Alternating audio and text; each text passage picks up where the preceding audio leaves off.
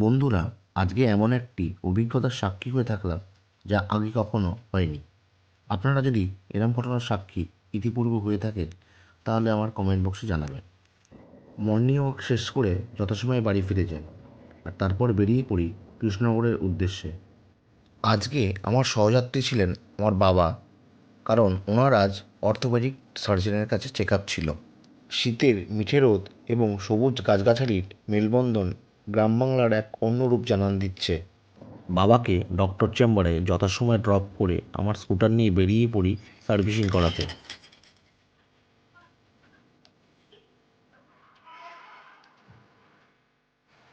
ছুটির দিন হওয়ায় রাস্তায় ভিড় ছিল বেশ কম। সার্ভিস সেন্টারের দাদারা প্রজাতন্ত্র দিবস উদযাপনের জন্য শেষ মুহূর্তে প্রিপারেশন নিচ্ছিল। এরপর সার্ভিস সেন্টারের ভিতরে এক চক্কর লাগিয়ে বাইরে আসি। আজকের দিনটি ছিল 26শে জানুয়ারি, আমাদের ভারতবর্ষের 77তম প্রজাতন্ত্র দিবস। সার্ভিস সেন্টারের দাদাদের রিকোয়েস্টে আজ আমি এই পতাকা হোস্ট করি। এর আগে এরকম ফিলিংস আমি আজ অবধি কোনোদিন পাইনি।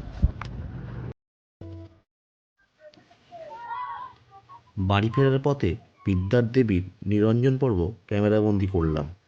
আমরাও একসময় এই কচিকাঁচাদের মতোই প্রবল উৎসাহের সাথে সরস্বতী পুজোর দায়িত্ব পালন করতাম।